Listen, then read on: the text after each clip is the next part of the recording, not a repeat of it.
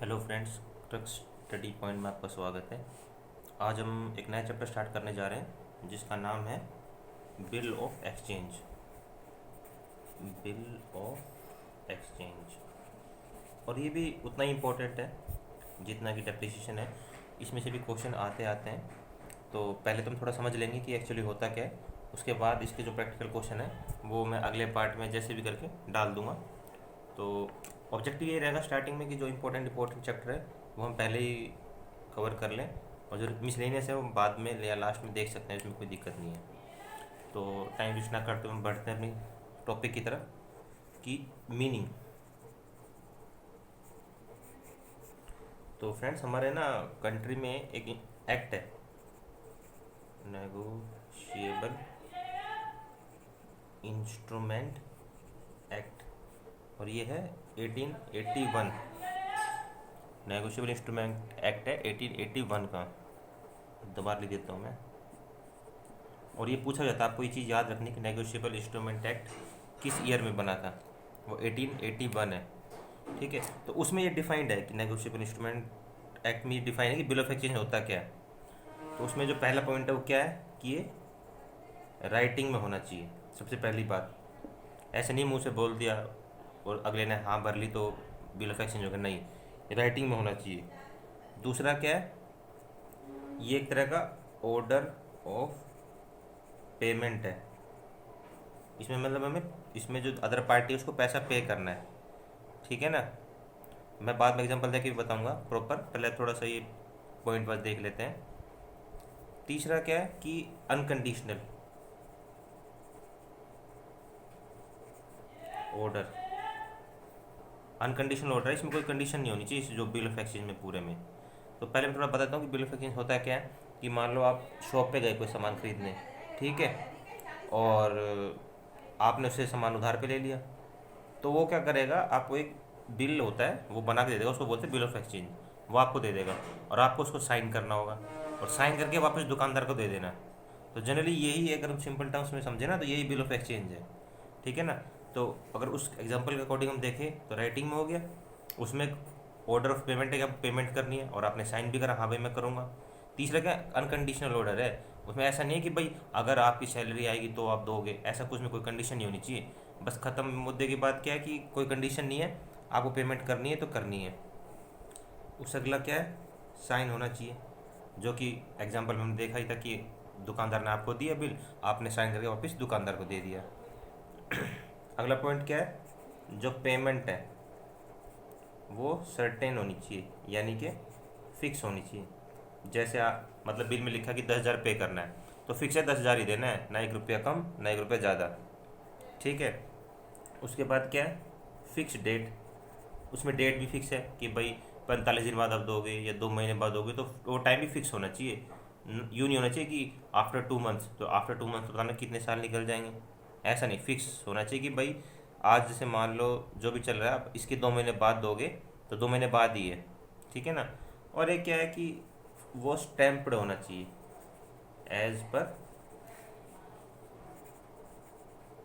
Requirement of law. ये state to state vary करता है, जो भी होगा स्टेट के लॉ के अंदर वो करना है, वो कोई दिक्कत नहीं है। तो इसमें एक जो बहुत इंपॉर्टेंट चीज़ है ना, वो क्या है कि जब दुकानदार ने आपको दिया, ठीक है, और आपने एक्सेप्ट कर लिया, तभी वो बिल बना। अगर आप उसको एक्सेप्ट नहीं करते ना, तो वो ड्राफ्ट ही रहता। अगर आप उसको एक्सेप्ट नहीं करोगे तो ड्राफ्ट ही रहेगा, वो ड्राफ्ट कहलाएगा। जैसे आपने एक्सेप्ट कर लिया वो बिल बन जाएगा, बिल ऑफ एक्सचेंज। ये हम पढ़ते भी है पॉलिटी वगैरह में, जैसे में होता है वही सेम इसमें है, ठीक है ना। तो अब अगला इसमें क्या है, इसमें टोटल 3 पार्टीज होती है बिल ऑफ एक्सचेंज में। उनको थोड़ा हम डिटेल में देख लेते हैं कि 3 पार्टीज कौन कौन सी होती है। पहला कहलाता है ड्रॉअर, दूसरा होता है ड्रॉई, और तीसरा होता है पेई। तो भैया अगर हम देखें, ड्रॉअर कौन होता है, जो कि बिल को बनाता है, ठीक है। तो हमारे जो एग्जांपल था शॉप वाला, उसमें कौन हो गया, शॉपकीपर, क्योंकि उसने तो बनाया बिल, उसने तो बना के आपको दिया ना, तो वो तो हो गया ड्रॉअर। ड्रॉई कौन होता है, जिसके ऊपर बिल बना है, ठीक है ना। तो वो उस केस में कौन हो गया भाई, आप हो गए, यानी कि देखिए कस्टमर, ठीक है। और जो तीसरा होता है वो होता है पेई। पेई क्या है, जिसको पेमेंट देनी है, यानी जो मतलब पैसा रिसीव करेगा, ठीक है। तीसरा क्या है, पेई, यानी जो पेमेंट रिसीव करेगा, रिसीव करेगा, ठीक है। तो हमने देख लिया कि भाई बिल ऑफ एक्सचेंज में 3 पार्टीज होती है। पहला जो पार्टी है वो कहलाती है ड्रॉर, दूसरी होगी ड्रॉई और तीसरी होगी पेई। ड्रॉर कौन है, जो कि बिल बनाता है, और वो होता है हमारा बनाने वाला, और वो हमारे एग्जांपल में शॉपकीपर है। दूसरा कौन है, ड्रॉई। ड्रॉई कौन है, जिस पर बिल बनाया, ठीक है ना, वो होगा हमारा कस्टमर। और तीसरा होता है पेई। पेई कौन होता है, जिसको पेमेंट मिलनी है, यानी जो पैसा रिसीव करेगा। तो मोस्टली केसेस में ये मान के चलो, ये ड्रॉर और ये जो पेई है ये सेम ही होते हैं, ठीक है। इनिशियली अब ये मान के चलो ड्रॉर और पेई सेम है, क्योंकि इसने बनाया इसके ऊपर, तो ये इसने इसको दिया, इसने साइन करके वापस इसको दिया। अब ये इसका मतलब ये पैसे देगा on a fix date to him, ठीक है। लेकिन कुछ एक्सेप्शन है जिसमें ये और ड्रॉर और पेई अलग अलग हो सकते हैं। वो क्या है कि भाई मान लो ये जो बंदा है, इसने इसको इस पे बिल बनाया, ठीक है, इसने साइन करके दे दिया कि भाई 2 महीने बाद मैं आपको पैसे दूंगा। अब मान लो 1 महीने बाद ही इसको पैसे की ज़रूरत पड़ेगी कि भाई मेरे को तो पैसा चाहिए, बहुत इमरजेंसी आ गई, कुछ भी हो सकता है, कोई घर में बीमार है, कुछ भी एग्जाम, कुछ भी मान लो कंडीशन। तो ये क्या करेगा, ये उस बिल को डिस्काउंट करा लेगा। डिस्काउंट का मतलब क्या होता है कि जनरली पहले बैंक करते थे, अभी तो मेरे को आइडिया नहीं करते। वहाँ क्या, हमारा मान लो बिल है हमारा 10,000 का, ठीक है। तो ये जो ड्रॉर है ना, ये बैंक के पास जाएगा और कहेगा कि भाई मेरे को ये बिल डिस्काउंट कराना है। तो बैंक क्या करेगा, अपना कुछ कमीशन काट के और इसको एग्जांपल मान लेते हैं 9500 दे देगा, ठीक है। 9500 इसको दे दिए, तो अब वो बिल किसके पास चला गया, बैंक के पास। अब ये जो बंदा है ये बैंक को पेमेंट करेगा, ठीक है। तो अब ये जो एग्जांपल था, इस केस में पेई कौन है, बैंक है,